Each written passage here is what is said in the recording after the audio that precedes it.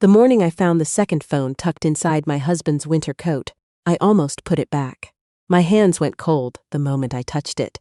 That particular cold that has nothing to do with weather, and everything to do with your body understanding something your mind isn't ready to accept yet.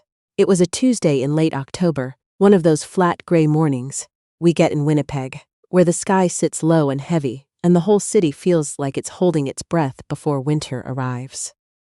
I was pulling Kenneth's coat from the closet to drop at the dry cleaners as a surprise. Something thoughtful, something a good wife does after 36 years. The phone was a simple prepaid model, small and black, tucked into the inside breast pocket like it belonged there.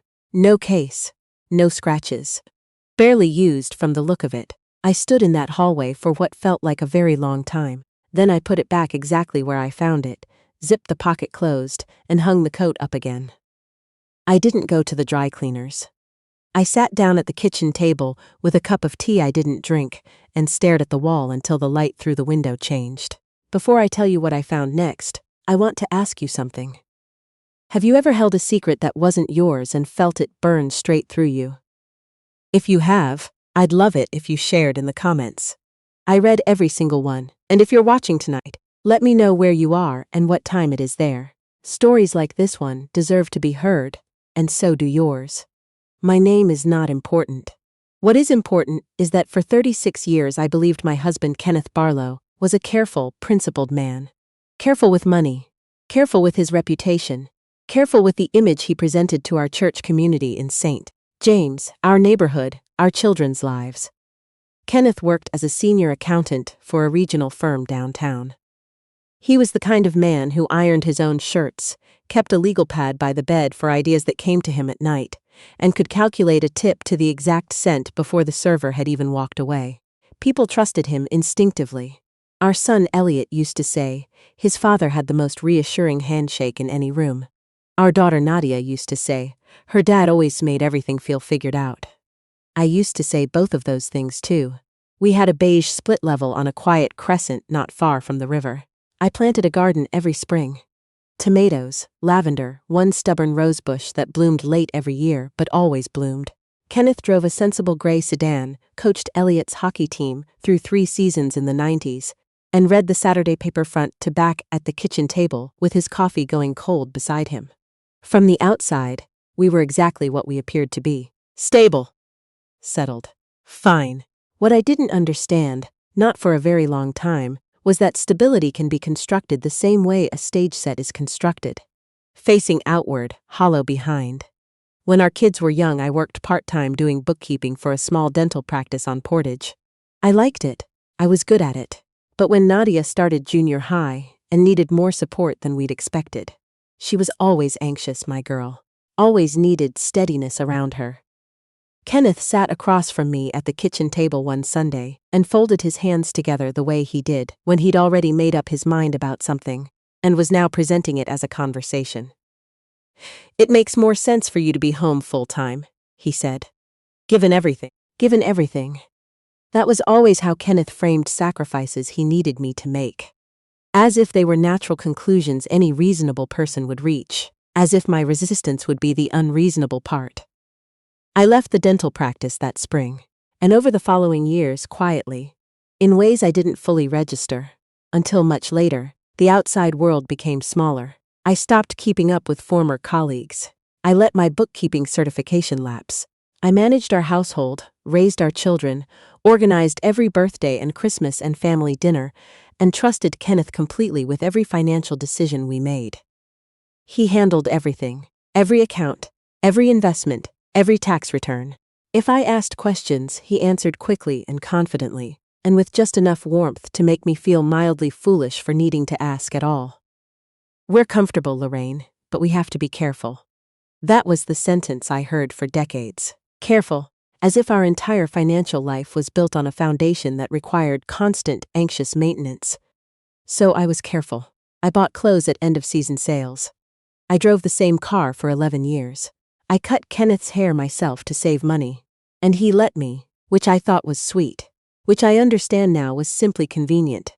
I thanked him for his steadiness. I told friends he was the most financially responsible person I'd ever known. Looking back, I can see how well that worked for him. The first real thing I noticed, and I mean noticed in the way that stays with you, that you can't quite shake loose, happened about 2 years before I found that phone. We were at a dinner with some of Kenneth's former colleagues from an old firm he'd left in the early 2000s. One of those awkward events where everybody's a little older and a little quieter than they remember being. A woman named Sylvia Crane was there. She worked in corporate compliance, sharp and precise. The kind of woman who listens more than she speaks and remembers everything she hears. At one point the table was talking about early retirement, and Sylvia mentioned a name. A man named Barrett, who'd apparently set up some kind of private holding structure before leaving the firm. Kenneth's jaw tightened for just a half second. Almost nothing. Just long enough. On the drive home he was quieter than usual. I asked if he was tired. "Just thinking," he said. I forgot about it by morning. The second thing I noticed happened about 8 months later, on a Thursday afternoon, when Kenneth came home earlier than expected and went directly to his study. That wasn't unusual. He often worked from home in the afternoons. What was unusual was that when I brought him a cup of tea 20 minutes later and knocked gently, there was a pause before he said, "Come in." And when I opened the door he was standing at the filing cabinet, rather than sitting at his desk. He smiled immediately. "I was just reorganizing," he said. "You didn't have to knock, but I always knocked," and he'd never commented on it before. After that I started paying a different kind of attention. Not suspicious exactly, more like alert. The way you are when a sound in the house wakes you and you lie still listening, not sure yet whether it was something or nothing. Kenneth had started taking his phone with him everywhere, into the bathroom, out to the garage. He angled his laptop screen away when I walked past. Small things, each one explainable, but I felt them accumulating the way you feel weather coming in off the lake. Gradual, unmistakable once you're paying attention. Then, Nadia called on a Wednesday night in March, and everything shifted. She called from the parking lot of a grocery store in Calgary. She'd moved there 3 years earlier with her husband, Owen, who had turned out to be exactly the kind of man who seems dependable until the moment he isn't. I could hear the wind through her phone and something in her voice that parents recognize before the first sentence is finished. "Mom."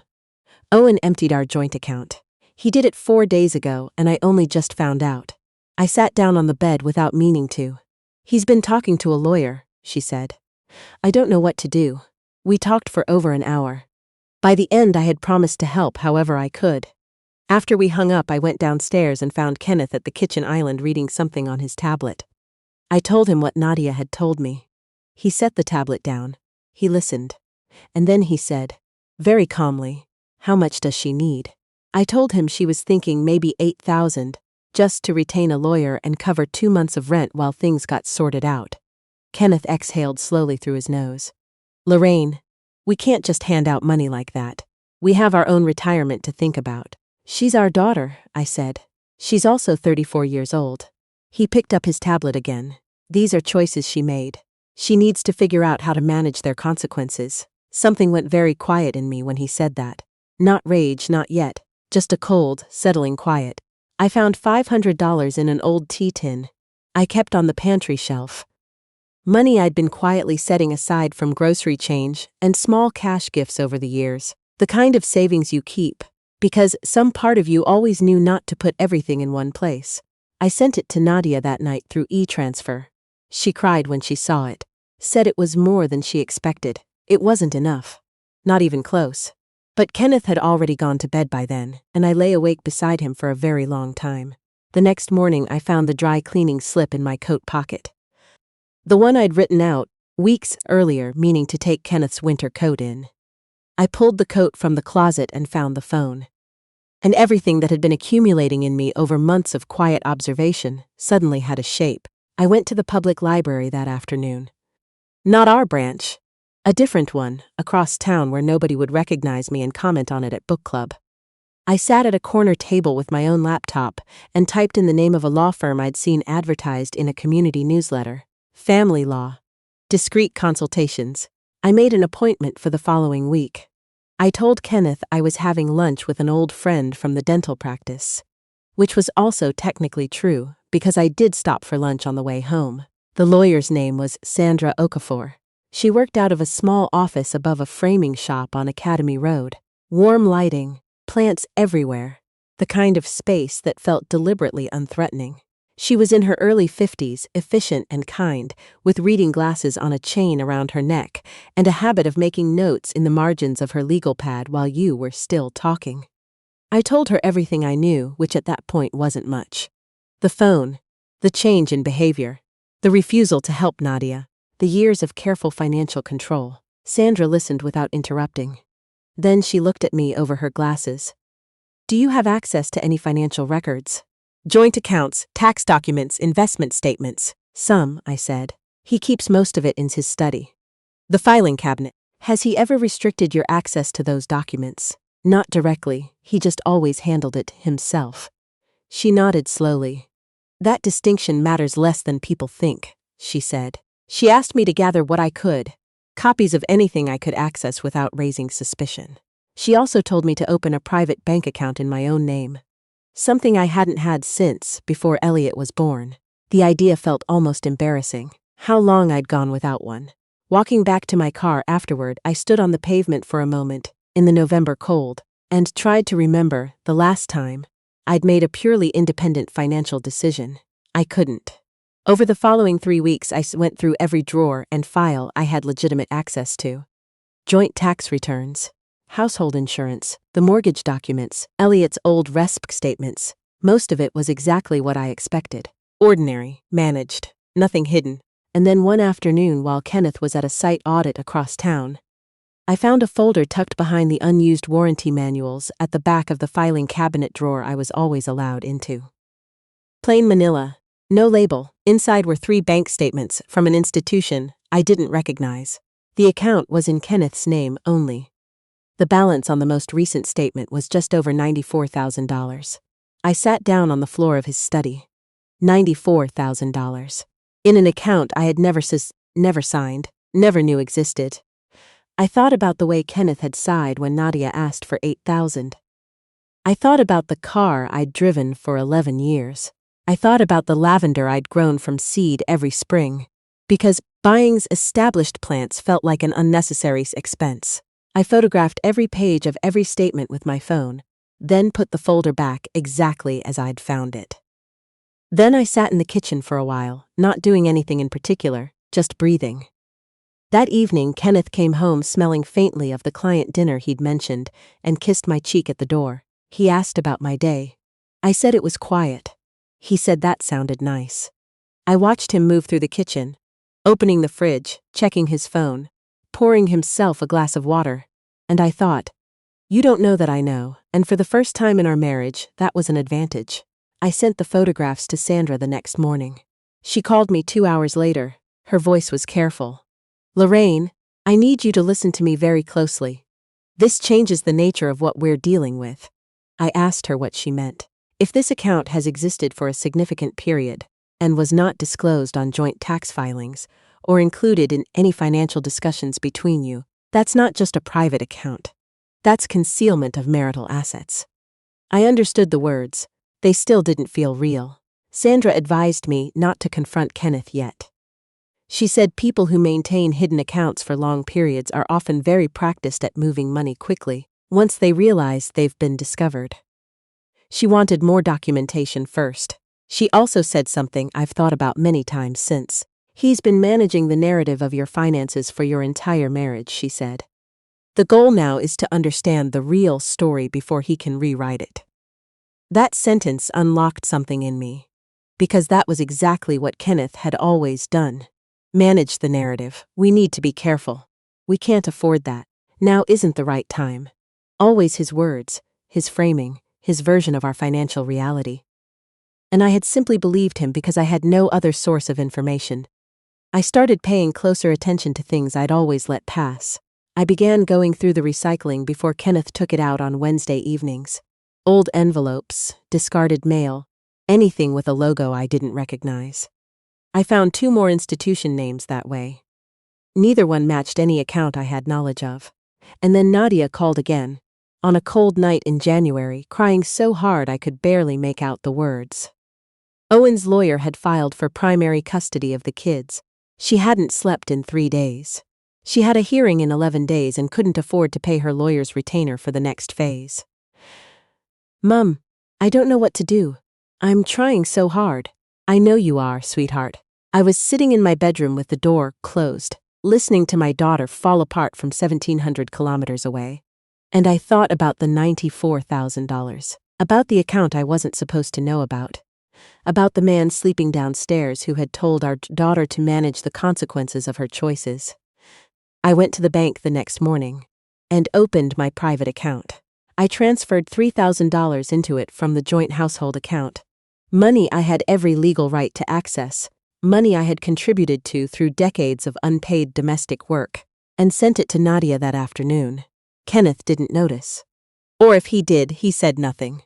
I went back to Sandra with everything I had: the photographs of the hidden statements, the institution names from the recycling, a pattern of cash withdrawals I'd started tracking from our joint account statements going back 2 years. Sandra reviewed everything carefully. Then she brought in a colleague, a financial forensics specialist named Robert Thiessen. He was quiet, methodical, with the kind of face that gave nothing away. He asked me a series of questions about Kenneth's professional background, his client base, whether he'd ever mentioned offshore structures or holding companies. I told him Kenneth had left his old firm in 2002, that he'd done some private consulting since, that he'd always described it as occasional, low-income work. Robert Thiessen nodded slowly and made a note. 2 weeks later he called me back. His voice was still neutral, but there was a particular kind of weight underneath it. "We've traced the account you found to a holding structure registered under a numbered company. Your husband appears to have been directing income through this company since approximately 2009.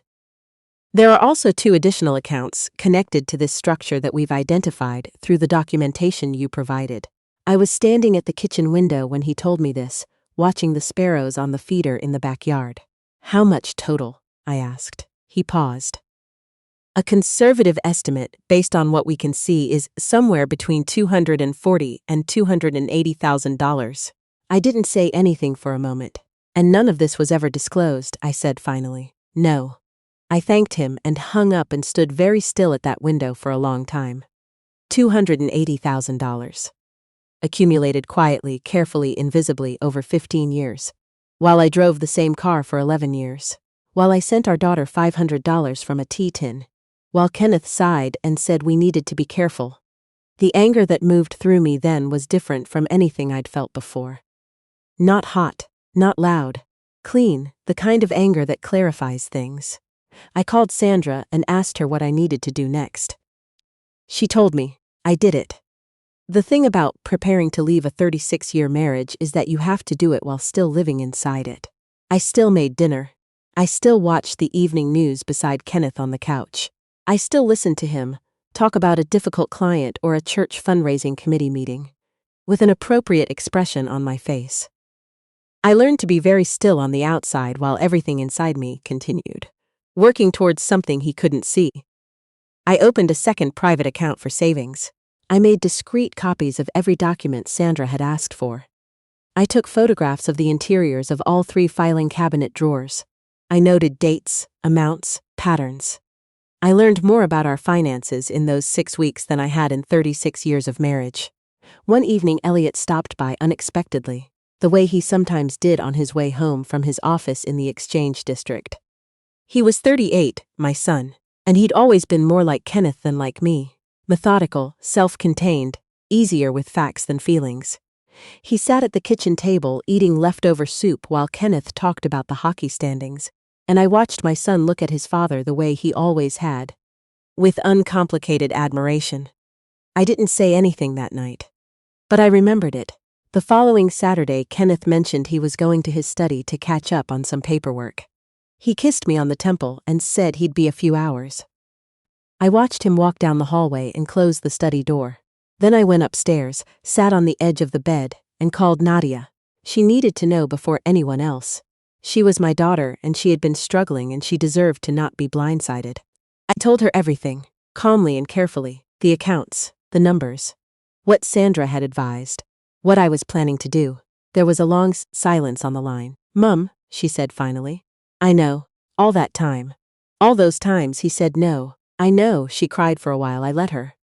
Then she said something that surprised me. "You're not going to let him talk you out of it, are you?" "No," I said, "I'm not." Another silence then. "Good." I filed for divorce on a gray Thursday afternoon in February. Sandra had prepared everything. I sat in her office and signed my name where she indicated, and felt something I hadn't expected. Not relief exactly, not grief exactly, but something like the release of a pressure that had been so constant I'd forgotten it was there. Before I left, Sandra asked me one question. "How do you want him to find out?" I looked at her for a moment. Then I told her what I wanted to do. She smiled quietly. She said she'd seen things like it before, but not often. That evening, Kenneth came home from a retirement dinner for a colleague and set his coat on the hook by the door and said it had gone long, but he'd eaten well. He smelled faintly of good wine. He was in a pleasant mood. I smiled and said I was glad. He went to the kitchen to make tea. I excused myself and said I had some things to put away upstairs, which was true. I walked to Kenneth's study. I unlocked the filing cabinet drawer with the spare key I had quietly copied 3 weeks earlier. I pulled out the folder I knew he'd recently added a document to. I'd seen the fresh manila edge when I'd been in there photographing things. I placed the divorce documents inside that folder, paper-clipped to a single handwritten note. The note said, "I've known longer than you think." Lorraine put the folder back. I locked the cabinet. I went upstairs and changed into my pajamas and read for an hour. Kenneth brought me tea without being asked, which was something he did occasionally and which I used to take as evidence of his fundamental goodness. I thanked him. He went back downstairs to read. I turned out the light. I slept. The next morning passed quietly. Kenneth left early for a client meeting and came back just after noon. I was in the kitchen making lunch when I heard him go down the hallway to his study. I heard the filing cabinet, heard the particular quiet that follows when someone opens a document and begins to understand what they're looking at. Then I heard his footsteps. He appeared in the kitchen doorway holding the papers in one hand and my note in the other. His face was pale in a way I hadn't seen before. Not flushed. Pale. "What is this?" he said. I set down my knife. "You know what it is, Kenneth." He looked at the papers and then at me. "How did you get into the filing cabinet?" "I've had a key for 3 weeks. Something moved across his face. Calculation, I think. Trying to determine how much I knew, whether there was still a version of this he could manage. That was always Kenneth's first instinct. Find the narrative, control it. "Lorraine," he said carefully. "Some of those documents are not what they look like." I sat down at the kitchen table.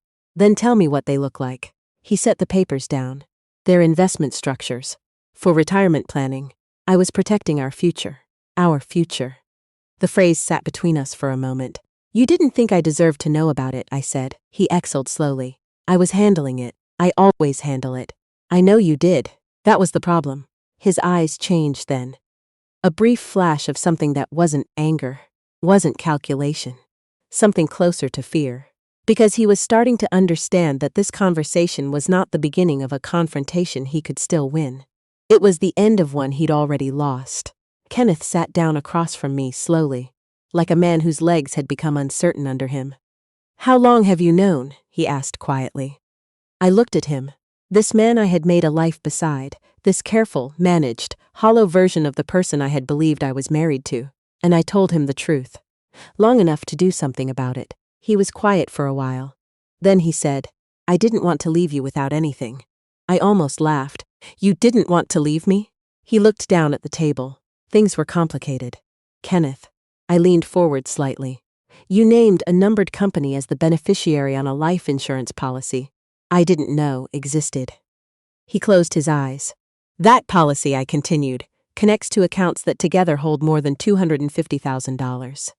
Money you accumulated over 15 years. Money you told me we didn't have when our daughter needed help." He didn't answer. "When Nadia asked for $8,000, you sighed," I said. "You called it handing out money. You said she needed to face the consequences of her choices." Still nothing.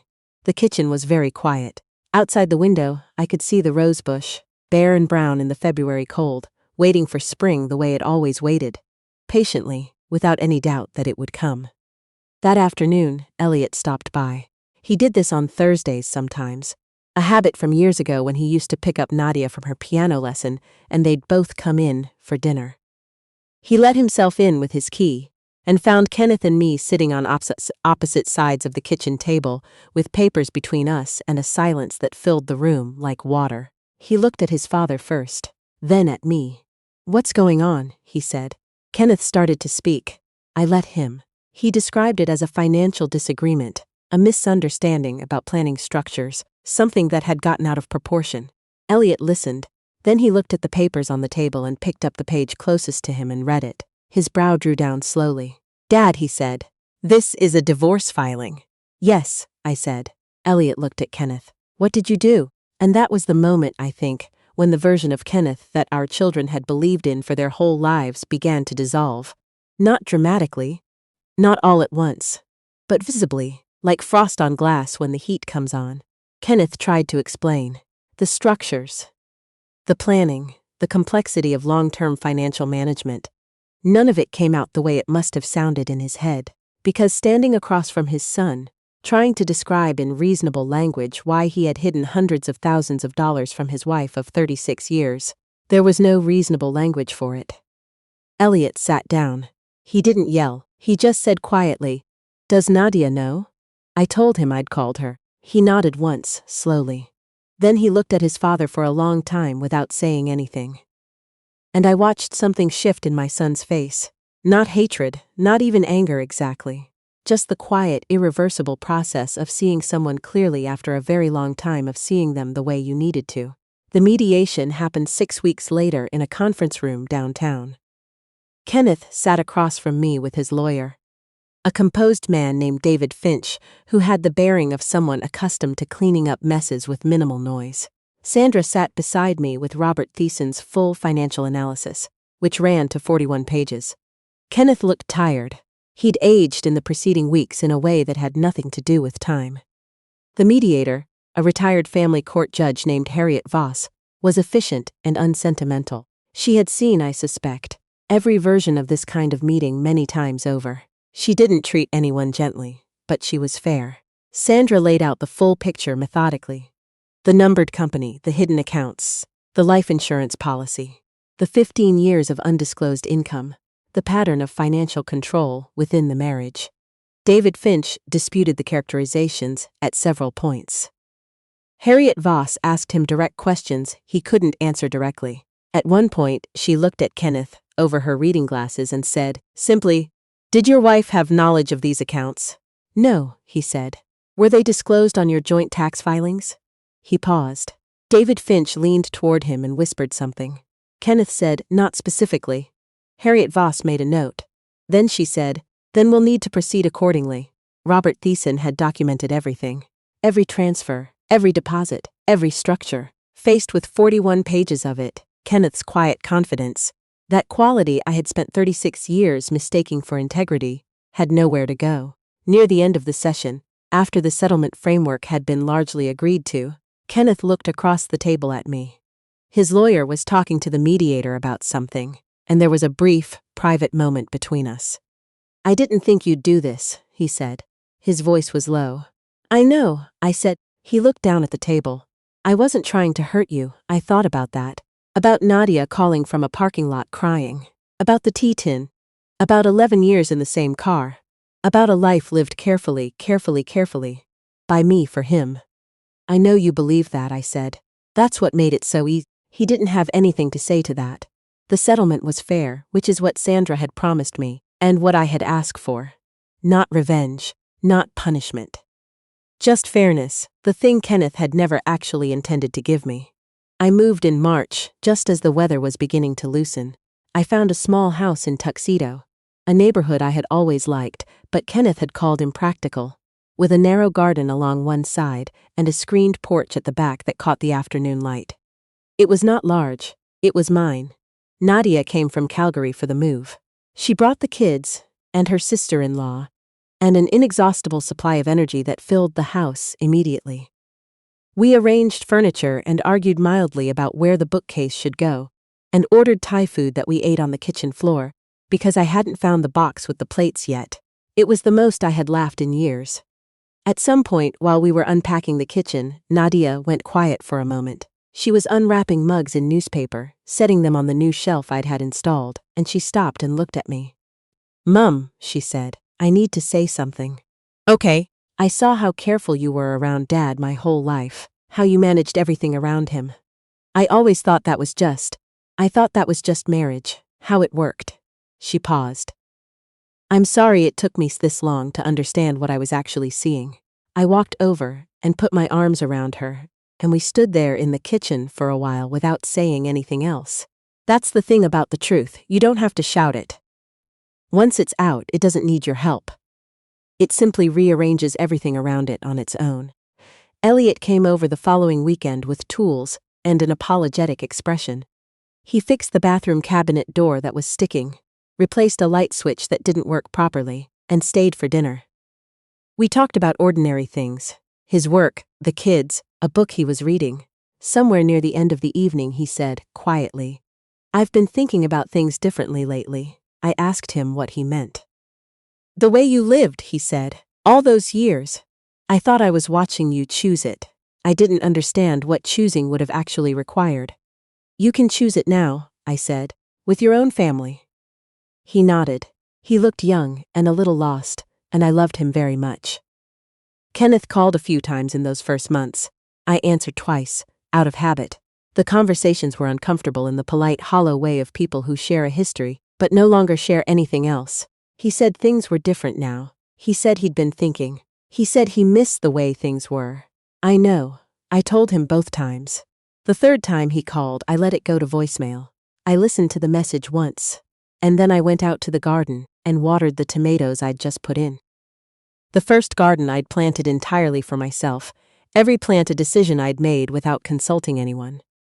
And I thought about all the years I'd spent being careful, and how much smaller I'd become as a result, and how strange it was that at 63 years old, in a house I had chosen for myself, on a street I had always liked, I felt bigger than I ever had. A neighbor, an older woman named Estelle, knocked one morning in late May to return a trowel I'd left on the shared garden edge. She stayed for coffee, and we talked for 2 hours. Before she left, she said I seemed like someone who had recently put something heavy down. I thought about that afterward. I thought it was probably the most accurate thing anyone had said to me in years. There is something I want to say to anyone watching who recognizes any part of this. Betrayal in a long marriage rarely announces itself. It arrives slowly, in the language of practicality and responsibility, in the quiet erosion of your expectations until you've forgotten what you were entitled to in the first place. Kenneth never raised his voice. He never seemed cruel. He was patient and measured, and completely in control of every story we told ourselves about our life together. And for a long time I believed those stories, because they were the only ones I had access to. What I know now is this: your instincts are not the problem. Your needs are not the problem. The fact that you noticed something, felt something, knew something wasn't right, that was never the problem. The problem was being made, slowly and consistently, to feel as though your instincts couldn't be trusted. They can be trusted. They were right. At 63, I am planting a garden I chose myself, learning to make bread from a recipe a neighbor gave me, and sleeping through the night for the first time in longer than I can accurately remember. I have an account in my own name. I have a porch that catches the afternoon light. I have a daughter who calls me every Sunday, and a son who is learning to see things more clearly. I am not the woman.